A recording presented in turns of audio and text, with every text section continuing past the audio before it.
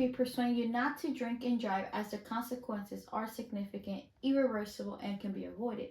We'll discuss that the risks of drinking and driving have legal and personal consequences and a better solution to prevent this issue. Later on in this video, I will explain to you these meanings behind the pictures because they all have a meaning. But in 2022, 3,524 people died in crash under the influence in the United States, which is about one person every 39 minutes. The physical and mental effect of alcohol is that every tiny dose of alcohol affects reaction and the decisions you make. And the impact, according to the CDC drunk driving crashes, claim that more than 10,000 lives a year in the US alone. Alcohol reacts crashes in the US costs about 51 billion each year. As well, the legal consequences are left to be penalties, jail time, license suspension. So that is a DUI that can lead to thousands of dollars in fines, legal fees, and increase in insurance rates, which will leave you with another thousands of dollars spending in debt because you didn't end up doing the correct decision of not drinking and driving. And also personal and social consequences are such as like stress, emotional impact, also affect your friendships, family stress, and guilt. So imagine dealing with the acknowledge that your actions cause irreversible harm to another person and beyond the legal consequences. So you should replace drink and driving, be a responsible driver for that when you're drinking at an event or you see somebody else drinking, you make sure you or the person leaves fine with a sober driver, which will also you can find a transportation option such as ride shares. There are Uber, Lyft, taxis, buses, which will cost you just a couple bucks. Would only be like what depends where you're going from. Maybe like it shouldn't cost you no more like minimum $50 if you're going somewhere so far away. But you're actually rather than spending thousands of dollars and keeping you in debt and affecting your penalties in life, and that will always carry on with you, and your background check as well, which would affect you even getting a job somewhere just because your actions that led you to being with these guilt that are going to be with you forever. So save your life and save someone else's life. So this is picture should actually stop you from doing to get in the car. It should be your stop, just like how you follow directions to stop at a stop sign. Once you get stopped, you have to go through a DUI checkpoint, and you have to do all their requirements that a police officer asks you to, because you are going to be filing with more cases as well with your consequences. Even if you're just borrowing a car that is not yours, or it is yours, you're also piling on that consequences on somebody else's, and that's yours as well. Because in order for you to start a car, you're gonna have to be able to do a breathalyzer test to be able to turn it on, which is gonna be all because you just didn't find someone to give you a ride, or just get someone who actually is a sober driver. The next picture is, a DUI checkpoint. It usually happens throughout the summer, sometimes where, the edges occasionally happens that the cops end up doing one. And you can't avoid it and, get out of it because you have to do it. It is illegal to not do it. The next picture is, it could be you or somebody else be going through that. And I also have a personal experience, which is that a friend of mine who didn't actually make the right decision of being, following, such as just finding somebody who was a driver or getting a ride, he actually caused his life to be, gone, and those are consequences that leave with your family members, the stress, and the guilt that is also left with them too. And those are consequences that are left that could have been avoided from the beginning, as we said. And this is the picture that is shown as like this is what it is to be drunk and drive. So what is the purpose of drinking and driving? Because you can't even see, and actually also the officer stops you and you have to do, past their point of doing a DUI. And so going back, if we should organize as a team, such as emotional family member or a friend that hold the responsibility of their choices. So that's either you or somebody else. Therefore, remember that the consequences and select a safer option the next time you or someone else decides to drink and drive. Thank you for watching. Hello there. To do in-person learning or to do virtual learning? That is a big topic that America has had to discuss. With COVID coming around, our pandemic that affected not only the United States, it was a global pandemic, we had to decide to remove our children out of the school system. We had to come up with a plan to still continue their education. And that's where it became a necessity to try to implement virtual learning. Yes, there are college students who are doing virtual learning at the time, and they had to make some changes with the rest of the population who was actually in person. But we're talking about the younger generation and how they were affected by the virtual learning and why it's so important to have in-person learning.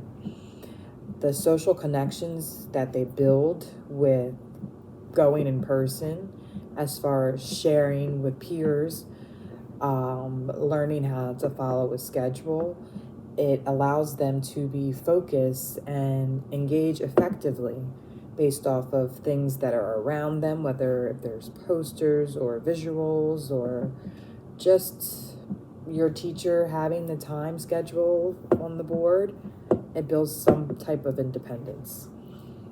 It helps with social development, the teacher interaction and feedback, engagement in active learning, structure and routine plays a huge part, and a structured environment are some of the key reasons why it is so important to do in-person learning. Now, when social development comes into play, it's just as important to learn social skills as it is to learn academic skills. It helps you build healthy relationships by interacting with your peers. Again, that's where the sharing comes into play, even if you're just playing at recess or asking to borrow a glue stick or a pencil or something like that. The early social interactions help build better communication skills for when you are a teenager going into adulthood and moving forward in the future. It helps with the confidence. Building your self-esteem prepares you for the future when you're ready to graduate high school and college and go out into the work field.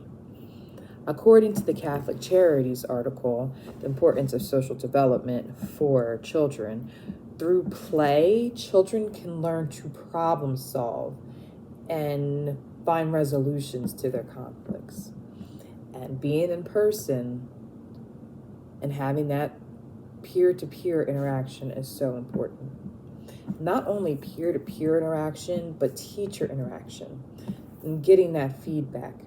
If you work with the teacher directly, they're able to see your struggles and to clinically say that you might need more help in this subject compared to this subject. Or having that one-to-one, you're building trusting relationships. You are able to feel comfortable and ask for help when that time does arise. Because you have been working throughout the whole school year with your teacher, you were able to build the trust to say, teacher, I need help. Miss Brown, please come help me. Um, and when you're doing virtual, you don't feel quite comfortable because you feel like you're on the spot and never really got to have that one-to-one with your teacher. So building those relationships at an early age is very important. To have positive interactions with any authority figure, it prepares students for their educational and professional futures, according to the Proximity Learning site. Engagement and active learning is very important. That face-to-face again, it's preparation for your future, to draw you in, to know that right now, this is where I'm at. I am learning. I need to pay attention. I need to focus. That active learning opportunity, it demonstrates better engagement and concentration, both in and out of the classroom, suggested by Athena Career Academy online. Structure and routine. This helps build a sense of independence, which is very important, and another life skill, that being in person with school learning and why it's so important. Sense of independence when your teacher gives you a schedule, whether Monday you do math, art, gym, then science, or Tuesday you do science, music, health class. Just having that sense of awareness of time and learning to do that helps with your self-esteem and helps build independence at a young age. Knowing what is going to happen next helps lessen anxiety, which is also amazing and another life skill that is nice to learn at a young age, because it allows us to focus on learning when our anxiety is lessened. Developing essential skills with time management and self-regulation to be prepared in early childhood again is so important. So important. Having a structured environment.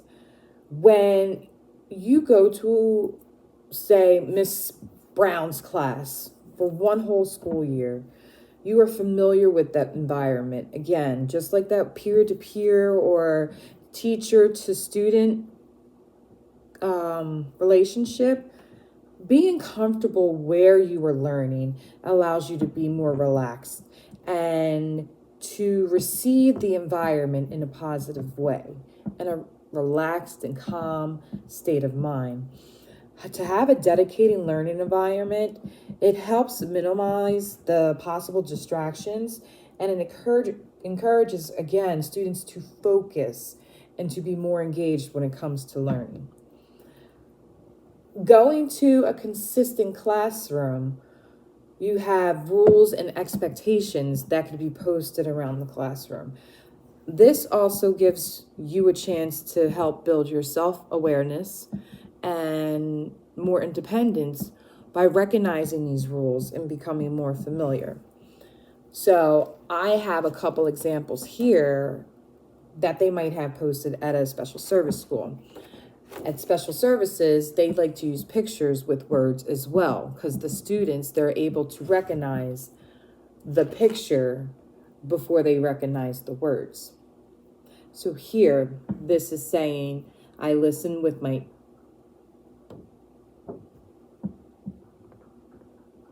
I'm sorry. I listen to my teacher. I have safe body and hands. I use my words. And I do my work. So these are reminders that students can get used to and recognize when they come to school. That helps them feel safe and calm, and they know what to expect. And they're able to have that self-independence feeling. Anna Nunez, and for my persuasive speech today, I will be talking about the importance of education and why it should be free or more attainable. Education as a whole is the most important part of our society. It allows for doctors to be doctors, lawyers to be lawyers, and just in general for every occupation, a degree is sometimes necessary. And it also helps us live through daily tasks. Imagine a world where we're not able to do a simple mathematical equation or we're not able to write a grammatically correct sentence. Education allows us to do that, and it is important that we make it accessible to everyone all over the country. On average, one person's student debt is about $28,950. This is just for one person, and our national debt is $1.75 trillion. This is a lot of money that one person has to pay, and the average debt is only for 4 years of college. There are people like doctors who go to college for 13 years, sometimes 10 years. So this average just depends on what your future occupation is going to be and where you go to school. Now, obviously, if you go to a prestige school, it may be higher regardless, but this is just on an average education like Stockton or Rutgers or a school like that. Your average for debt after graduating can be this much. A lot of stress for one person to go through. In my personal circumstances, I had received financial aid for the first year of my college life. I did not pay for anything my freshman year, but after that, and after the pandemic residuals kind of ended, I had to pay everything out of pocket. I worked 2 jobs, and I was just going through a cycle of saving, working, trying to excel in my classes, and really trying to make sure that I do well in school, all while having to save up for my education.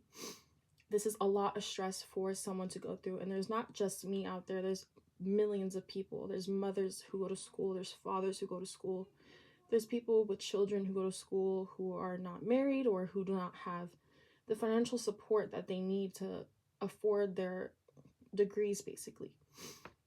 Along with this, wages are very important to this because people are not paid enough to be able to support their education. And I would like to quote this quote from Statistica, where it says, despite the level of wage growth reaching 6.7 in the summer of 2022, it has not been enough to curb the impact of higher inflation rates. The federally mandated minimum wage in the United States has not increased since 2009, meaning individuals working minimum wage jobs have taken real term pay cuts for the last 12 years, and this was done by Statistica in 2024. Now, what this really means is that people are getting paid fairly now, but they're not able to pay for what they need to with these jobs, and basically are getting pay cuts. So your tuition can be $1,000, but you're only making $500 a month. And here we have a little graph where it says 1 out of 8 people are in debt with student loan debt. And basically, that means if there were 16 people in a room, 2 of those people alone would be in debt. And just from 2004, the student debt has jumped from $250 billion to $150 trillion since 2004. So since 2004, we have gone up from $250 billion in student debt nationally to $150 trillion. The issue is not getting better, and it shows that it is becoming more unattainable to many people around the country. There are people who are not able to afford their schooling and not able to afford life and school at that. Fair, and it's not supporting our needs and our country. Many people are going to ask, what are the solutions to this problem? And the solution really is to make sure that everyone understands the importance of education and why it is important to support those who are in school, and make sure that financial aid is also accessible to those who need it. Without education, society could reach a standstill. Without doctors, without lawyers, without even your grocery clerk. A lot of jobs require degrees to have those jobs. I know for my old job, my store manager had to have a bachelor's degree, and that was just in a retail store. So without these degrees, there's going to be a lack of employees. There's going to be a lack of businesses who are able to run because there's so many requirements for these jobs, and we're not able to get them because education is way too expensive. To put more prioritization on our education for Americans, and we need to make sure that it is attainable for everyone around the world in general. It's important that we are able to progress as a society, and without education, that would be nearly impossible. The pros in education outweigh the cons. There are virtually no cons when talking about education and the right to education. Nothing could go wrong. In reality, we can only go up as a society and improve as a society if everyone is educated well enough and everyone is able to get those degrees. There will be more lawyers, there will be more doctors, there will be more specialists for people who need them. Without education, there may be more wait lists for doctors. There might not be enough lawyers for people who need them. Medications, the simple necessities will become more expensive if we don't have a better way of getting people educated. It's important that we realize that education is really the backbone of our society, and that it is not just something that someone might want to do after they graduate high school, but it's something that should be done, and if able to, pursue it. I think that is very important to realize that education is optional, but it's also not. A lot of people do not get education because they don't have the option to, and making sure that it is more attainable and affordable will give those people the option to go to school if they are able to. Imagine a student sitting quietly in a crowded classroom, burdened by the weight of academic pressures, family challenges, and unrealistic ideals represented on social media. Outwardly, they seem fine, keeping their head down, taking notes, but inside they're struggling, trying to find a balance to it all, unsure where to turn. This scenario is far too common. Beneath the surface of the classrooms across the nation lies an undercurrent of silent suffering. Daniel Goleman captures this reality perfectly when he says, "What really matters for success, character, happiness, and lifelong achievements is the definite set of emotional skills, your EQ, not just purely cognitive abilities measured by a conventional IQ test."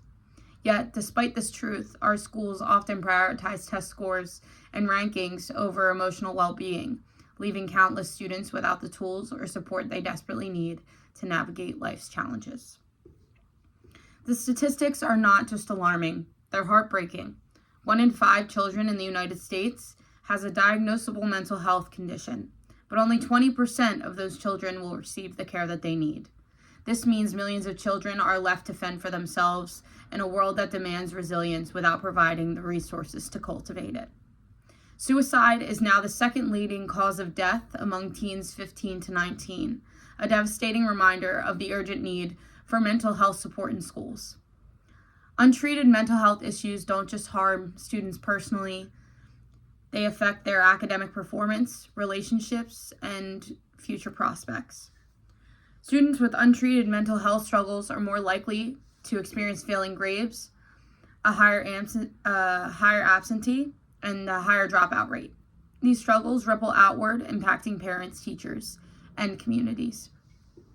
The consequences aren't theoretical, they're real. As someone who grew up in a challenging home environment, I can personally attest to the transformative power of mental health resources. When anxiety threatened to overshadow my goals and confidence, the support I received through school counseling helped me rebuild step by step. That experience gave me the tools I needed to overcome personal challenges moving forward. Yet, I know my story is the exception, not the rule. Too many students today lack access to such resources. Without early intervention, these struggles go unnoticed and unresolved, often leading to lifelong consequences. Now imagine a different kind of school. A school where mental health is treated as an essential part of education. Picture trained counselors on staff, ready to provide students with the safe space they need to process their emotions and develop coping mechanisms. Envision programs where peer mentoring and mindful training and support groups are there to create a sense of belonging and let students know that they're not alone. These innovatives don't just sound good on paper, they work. Schools that implement robust mental health resources see a 30% improvement in both students' behavior and academic performance. Take my own experience in high school, for example. After losing my grandmother to lung cancer, I joined a support group for students impacted by cancer. This was called Gilda's Club. I still remember the relief I felt walking into that room and realizing I wasn't alone. Hearing others share their stories helped me process my emotions and build resilience. That group was a lifeline during a time when I felt overwhelmed. The tools I learned there still serve me today. This kind of support is not just beneficial, it's essential. By identifying and addressing mental health challenges early, schools can empower students to face life's obstacles and develop skills that will serve them for years to come. The benefits don't stop at an individual student. Teachers report feeling more effective in their roles when students are emotionally supported, and families feel a ripple effect of stability and growth. Imagine the transformative impact if every school in America prioritized mental health as much as it does academics. Imagine students walking into classrooms where they feel seen, heard, and valued, not just for their test scores, but for who they are. Students who receive consistent mental health support achieve higher grades, form healthier relationships, and grow into a confident, emotionally resilient adult. Students that implement comprehensive mental health programs report 15% higher graduation rates, creating not just individual success stories, but stronger communities. By normalizing conversations about mental health, we can break the stigma that prevents so many young people from seeking help. These conversations don't just impact students, they affect an entire ecosystem of families, workplaces, and society. Supported students grow into adults who are better equipped to contribute positively to their communities, creating a ripple effect of growth and success. Mental health resources in schools are not a luxury, they are a necessity. We've seen the overwhelming challenges students face without these resources, the transformative benefits that they would provide if they were successful, and the bright future we can create by prioritizing mental health education. Now it's time to act. Picture a world where there is no child who feels invisible or unheard. A world where mental health is treated with the same urgency as physical health. Together, we can make this vision a reality. Whether it's advocating for school funding, signing petitions, volunteering, or simply starting a conversation about mental health, your voice matters. Let's work together to ensure every student has access to the resources they deserve. No child should face life challenges alone. Hi, I'm Ian Palzer, and golf is terrible. Golf has never appealed to me, not in watching it or playing it. This may just sound like an opinion, but the problems of golf run deep, and the facts validate this position. Golf isn't just a useless, worthless sport, but it has a measurable negative effect on the world and on the people who play it. Golf, in its current state, doesn't deserve to exist. Point 1. Golf is known as the rich person's game, but is that true? Yes. In a study done in 2016, it was found that the average golf player's income is double that of the average American. On top of that, 90% of golf players owned a home, and a third of them own 3 or more cars. Golf is also extremely popular among those who are extremely rich, with 90% of the Fortune 500 CEOs, basically the most powerful CEOs in the country, being golf players. Golf is also very popular among presidents, with 17 of the last 20 presidents having played golf. This number counts Trump twice, of course, But that brings us very nicely into our second point. In 2020, when he lost the re-election, Trump was out playing golf. In 2024, when he was almost assassinated for a second time, Trump was out playing golf. Trump plays so much golf that there is an entire Wikipedia article titled Donald Trump and Golf, and it's triple the length of this speech. But Trump isn't the only annoying person who plays golf, as he and Biden argued about who was better at golf on live national television during a debate. The annoyingness of golf is built into the sport too. It excludes people by design, mostly of how expensive it is to play. Equipment, carts, gear, personnel, and access to courses are all key requirements of playing that cost way too much for the average person. On top of that is private golf clubs, with expensive membership fees, designed literally on the idea of excluding the public. Golf is a rich person's game, designed to prevent you from playing and to make rich people feel more elite. Why is golf so expensive? It's mostly due to the maintenance of the land needed for a golf course. Now, what's the real cost of that land? Lots and lots of water. The average golf course uses 300,000 gallons of water per day. Some golf courses, particularly the ones set up in the middle of a desert, use up to 1,000,000 gallons a day. The average American household, it uses 48,000 gallons per year. A single day of a single average golf course could provide 6 years of water for a regular home. Golf courses have also repeatedly used this amount of water in the middle of droughts. During a drought in California, where citizens were advised to use as little water as possible, golf courses in Palm Springs, the ones that use 1,000,000 gallons a day, were under no such restrictions at all. It's another instance of exemption from the rules for the rich. But this isn't even mentioning the potential use of the land before it was turned into a golf course. Forests have been cut down to make room for golf before, and couldn't all this land be put to a better purpose? Well, at least the land is being used for people's enjoyment, right? This question may seem subjective, but I believe most golfers don't play the game out of any kind of love.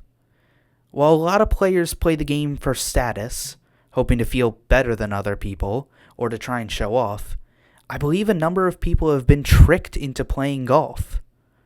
While doing research for this speech, I found many articles addressed to business owners that suggested that playing golf would make them more successful.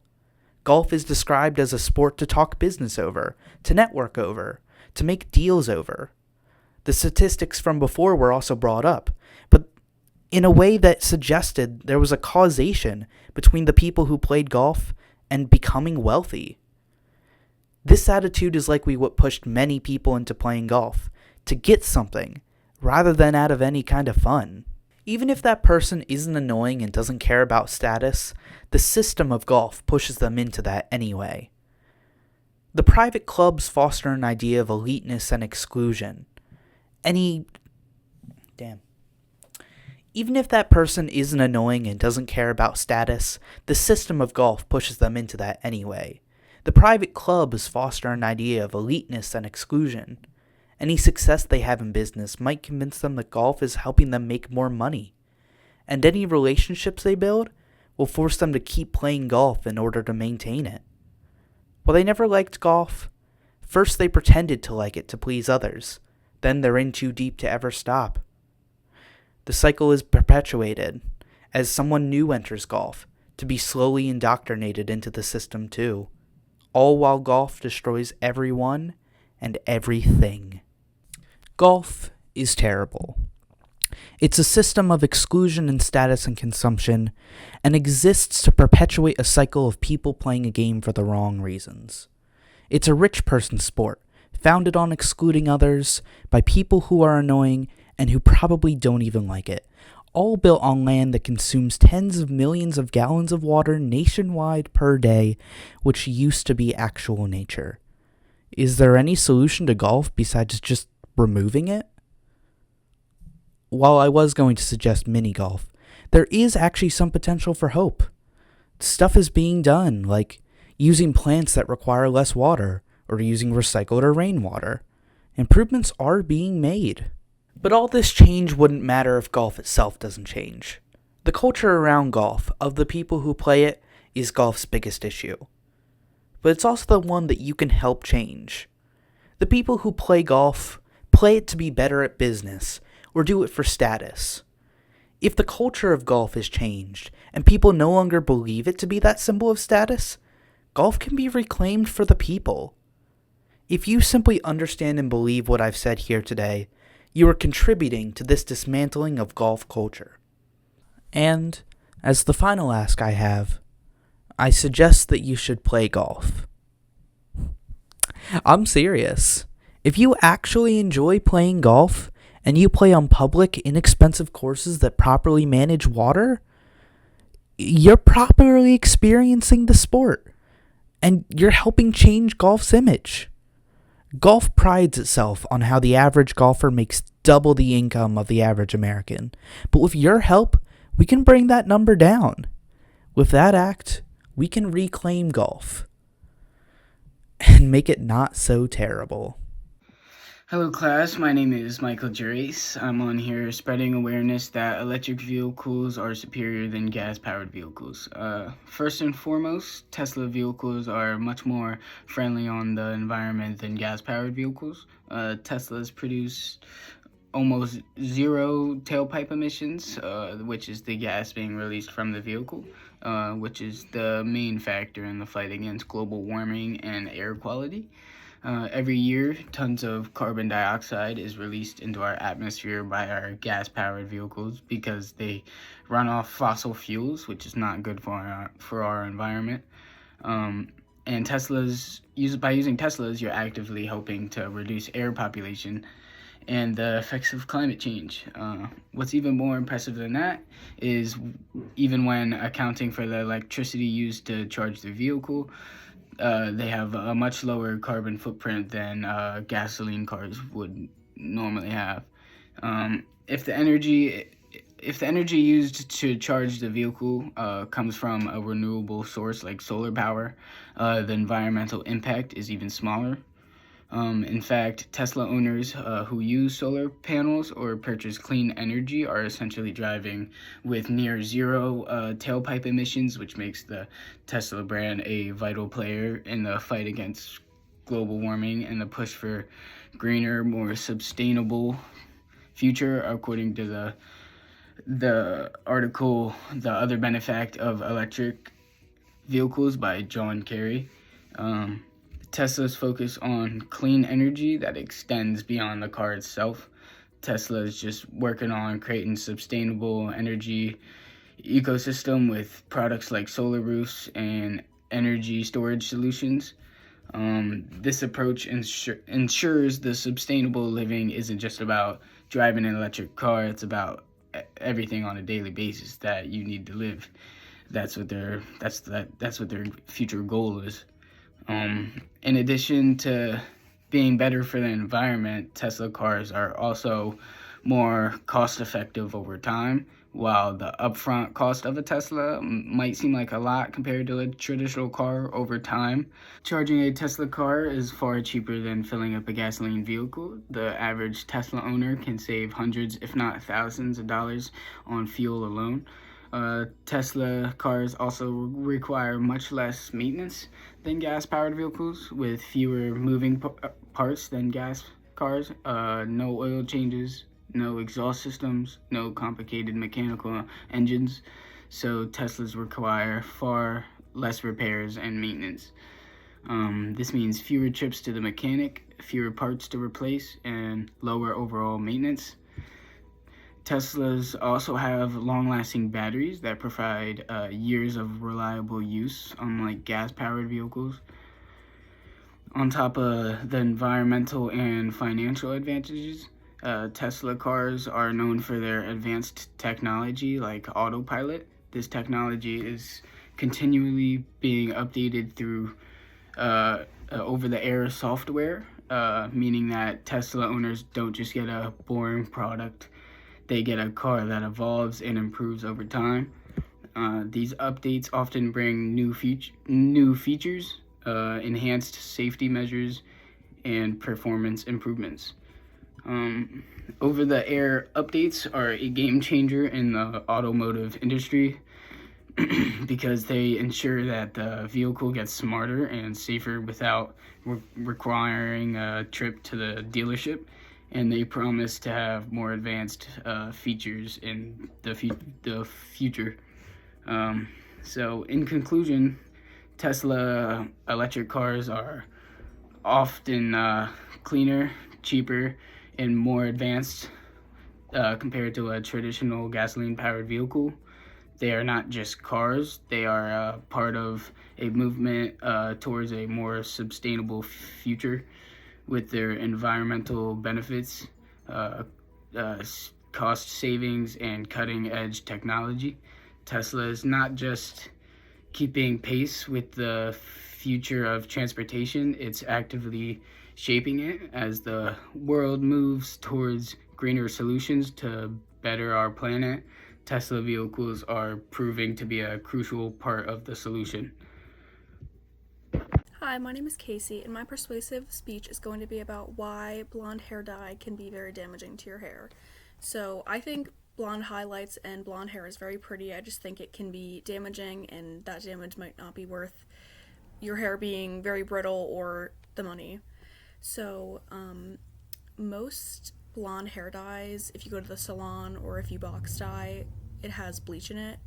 And putting bleach into your hair can break down the hair strand protein bands by 15 to 20%.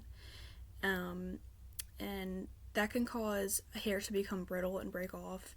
And when it's brittle and breaking off very easily, it can make it seem like your hair is not growing, and that can be very frustrating. And your hair is just not going to look good. It might be all different lengths. And it can cause your hair to be very dry, and dry hair doesn't look good.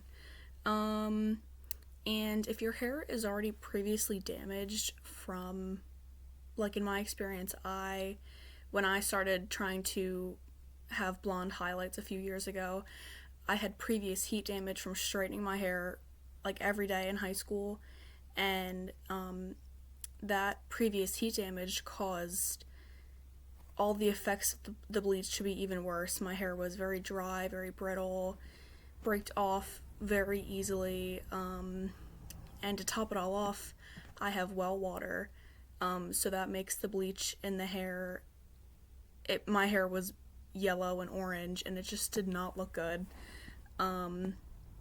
So I just think that bleaching your hair really isn't worth it most of the time. I think if you have the money for it and maybe you don't have well water and your hair isn't prone to being very damaged already, then it might be fine. But I just think, if your hair isn't super healthy to begin with and you don't have the proper water for it to be washing it at home, then it might not be worth it.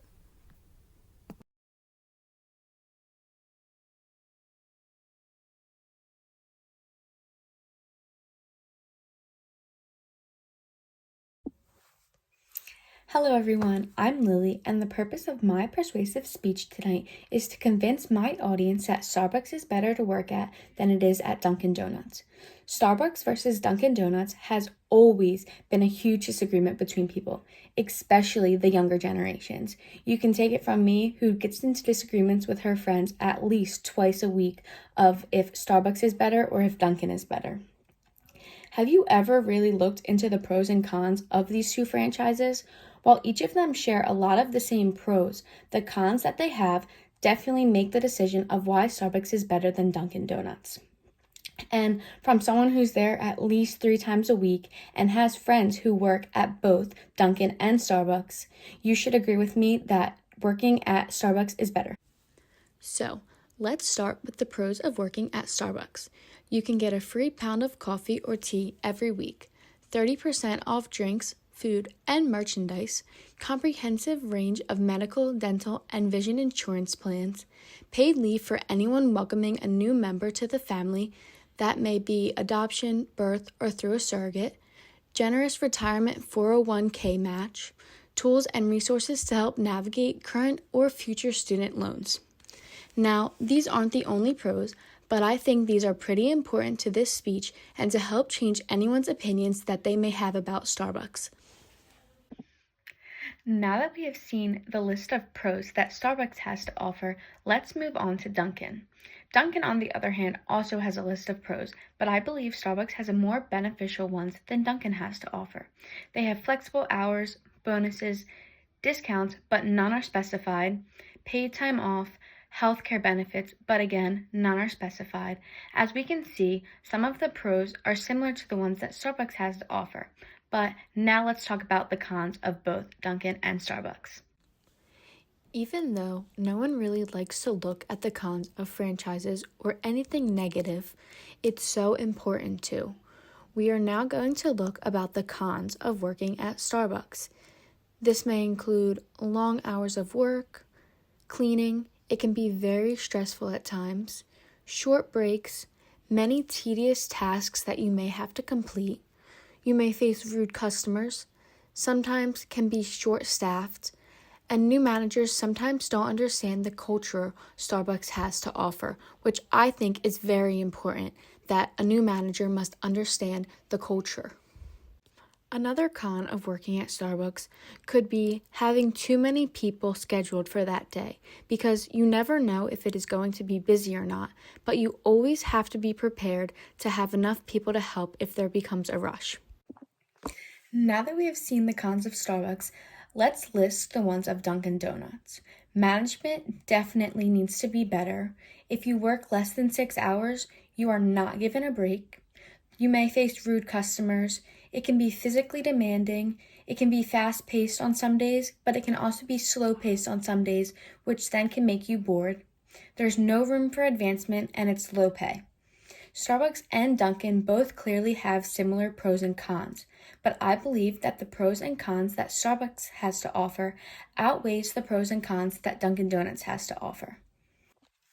We are now going to change gears and look at Starbucks versus Dunkin' from a customer's point of view.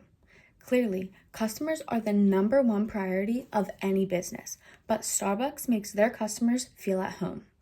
Some of the pros of the customers are a welcoming environment, the mobile app that customers may use, drive-through or the option of carry-out, a large variety of food and beverages.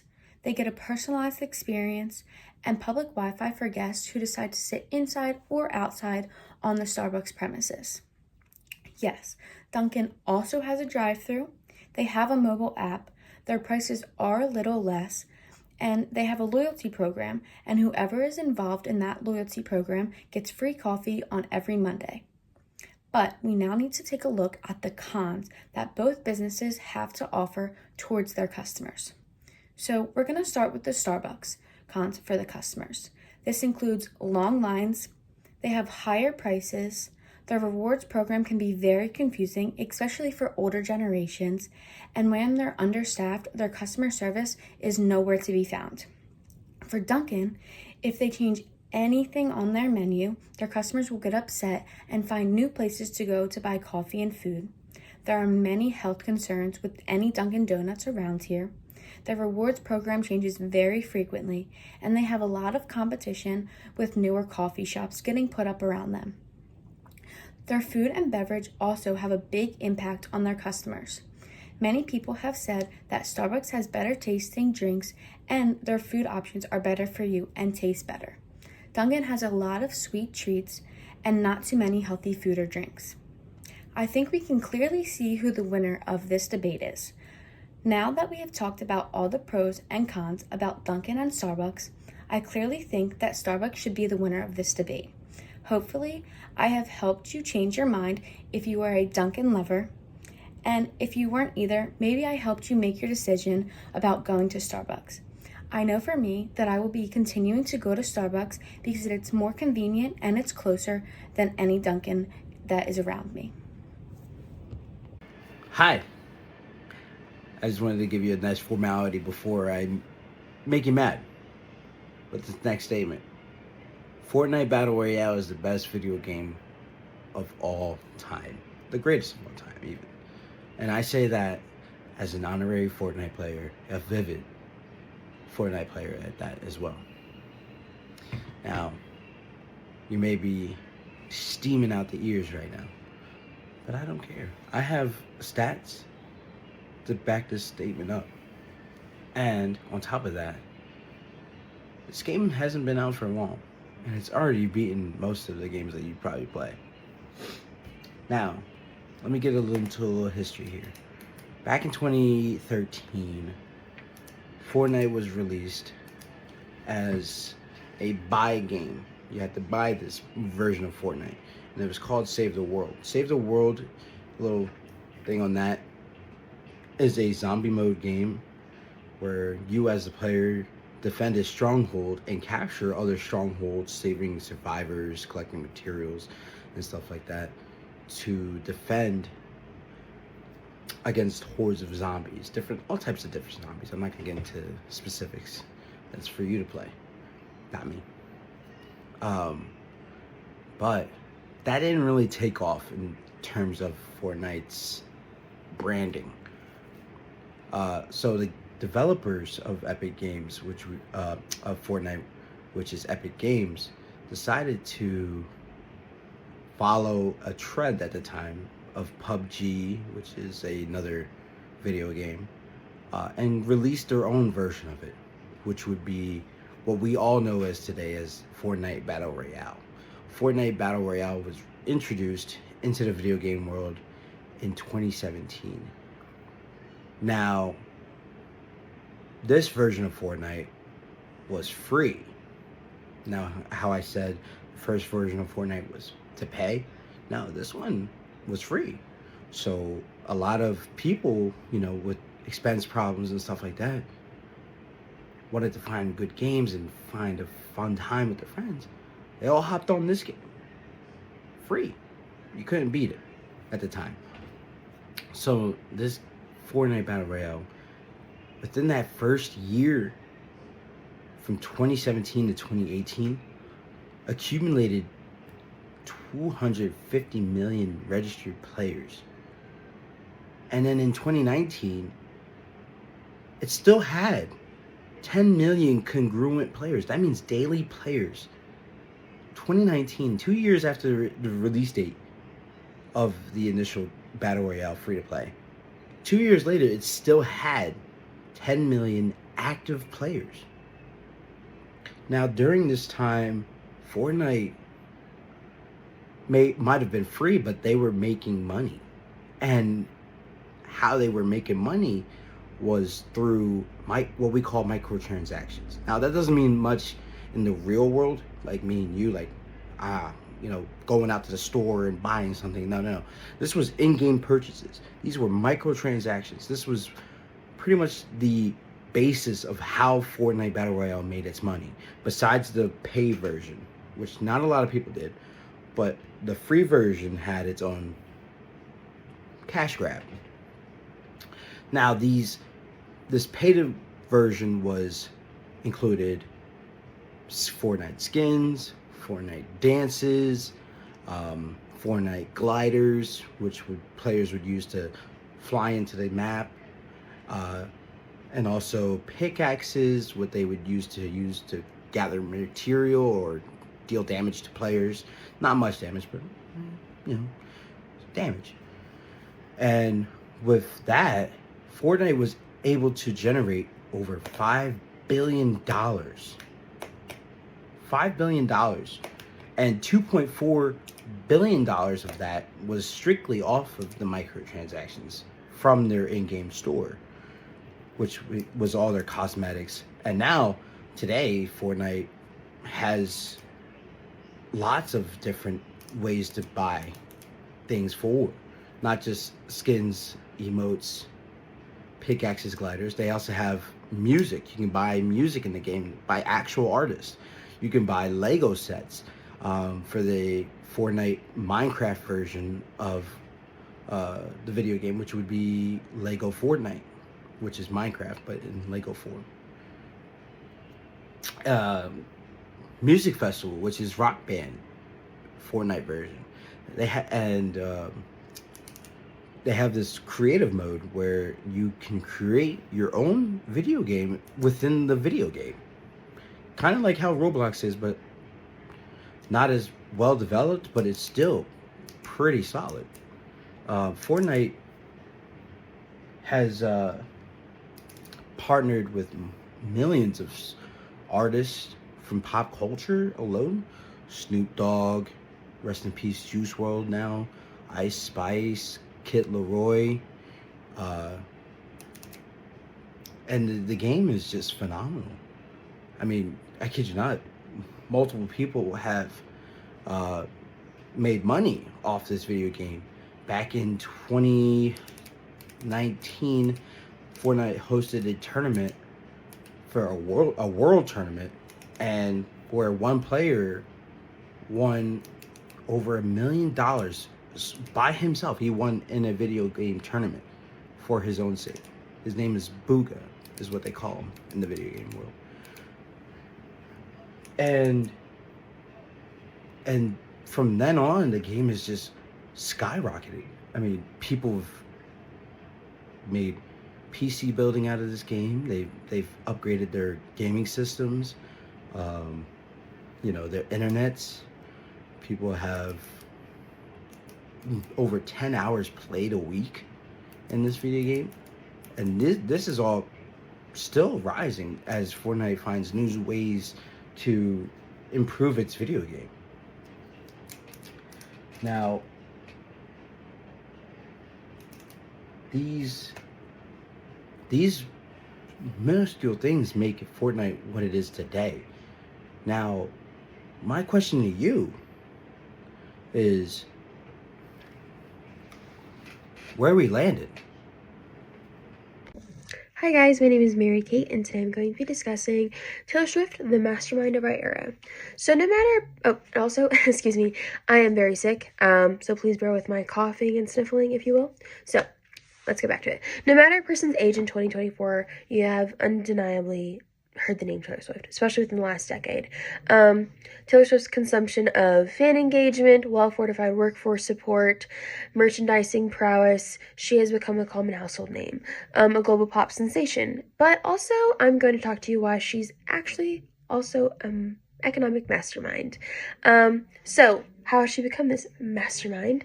This all started within the loyalty of her fan base.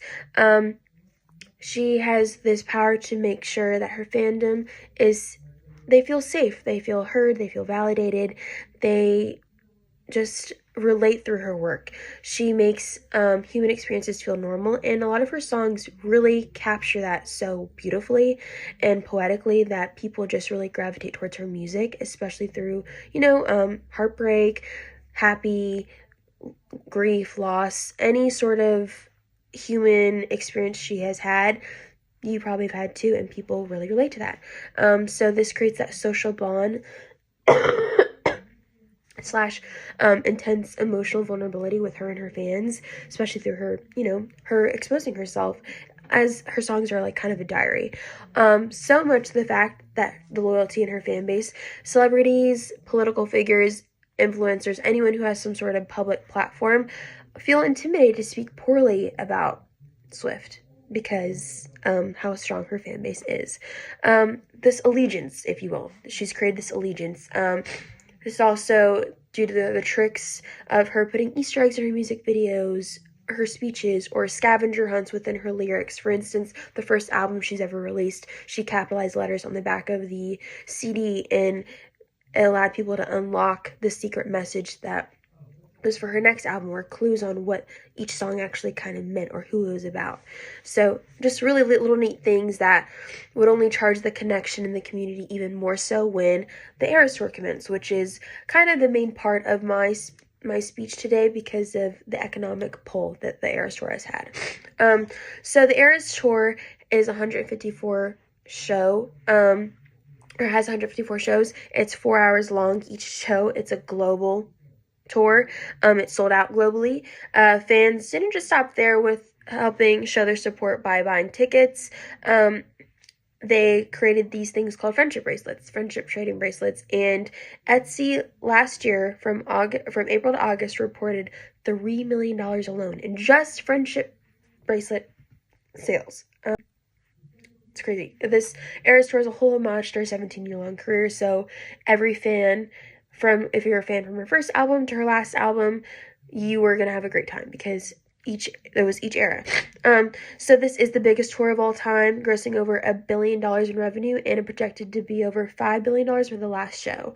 Every city has felt this economic impact, especially those who felt more of the pandemic, who just felt the aftermath of the pandemic. Taylor Swift has really helped the city afterwards with going to those cities. The U.S. economy is reported to curate over $5.7 billion, and that's actually about $93 million per show. And that is actually $1,300 average per fan that is spending per show. I also have this to show you. So this is more of global.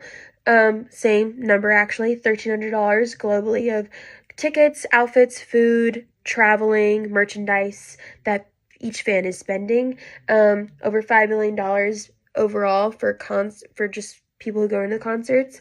And this is some of the age demographic where there's super, middle-aged fans, old fans, young fans. You think of the parents, the kids, grandparents. So, and then 91% of fans would say that they would spend the same amount to go again. That is insane. This just shows how the importance she holds to her fans. So aside from her constant record-breaking from music releases to her recent tour, there's no denying that she has had a huge hand in helping the economy.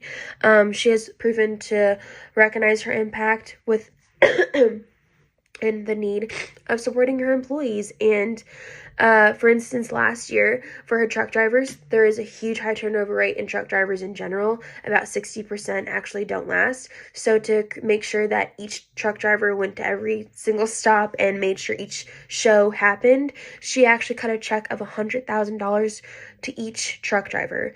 Not only making sure they felt seen, thanked, but recognized, really. She knew that they hadn't seen their family for over 24 weeks, and she wanted to make sure, again, that they felt appreciated. Another small fact, or I guess huge fact, you should say, is she donates hundreds of thousands of meals for every bank from each city, or to each city that she travels to. She's always donating to charity, but specifically she does make sure that the food banks are have a huge donation every single stop she's at. Again, keeping her team strong, to keep her tour strong, and just sharing the wealth, if you will. Her acts of generosity can be seen establishing a smooth, successful tour for her fans because of the devotion she knows that her fan has to her, as well as just keeping the show smooth sailing for her team and for herself. Another aspect of how much economic pull she has and how she uses it to her advantage, but our advantage as well. Another aspect of her economic pull from this tour alone, the Eras movie. As we all know, we've heard about the Ticketmaster debacle. Not everyone could afford tickets. Not everyone could even go, especially if they're spending $1,300 to see her. She created the Eras Tour movie, which is a 3-hour-long movie of the entire concert. So she made fans, again, feel more included, even more seen for those who couldn't experience it live or who wanted to experience it again, while also serving a huge economic plus because this movie broke records. It's the highest grossing domestic film of all time. AMC Theater actually said in 103 years of them being a company, it had the most single-day ticket sale in history. It curated over $37 million on opening day and over $250 million for the entire weekend, just for the opening weekend itself. So, again, just a small aspect of how much pull Taylor Swift has in the economic power she has. So with the mass impact and influx of fans, money, and success that Taylor Swift has garnered in the last few years is undeniably positive at the end of the day. a fan or not, she has created a sanctuary to her entire fan base through her career, and it has greatly impacted the economies in more way than anyone could have ever predicted. Whether you enjoy her music or not, without a doubt you know her name and the economical pull that she has and her fandom obtains. Taylor Swift is the global pop sensation and economical phenomenon of our era. So thank you again for listening, and I hope you now feel more supportive of Taylor Swift and her support to our economy. Have a great day.